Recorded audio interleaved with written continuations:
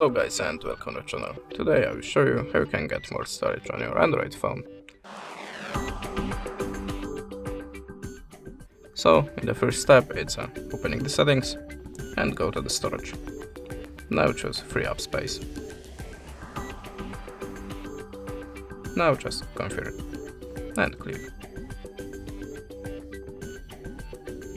You can see we don't have any trash files now.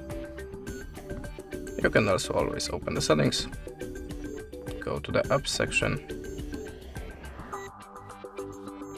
see all apps,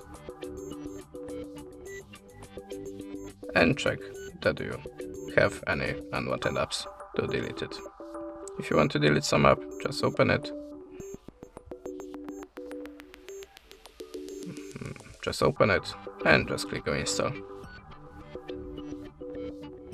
Of course, you always can try to use the Google Drive or Google Cloud for your photos and other files. And that's it. Thanks for the watching, leave us a subscribe or a comment, and goodbye.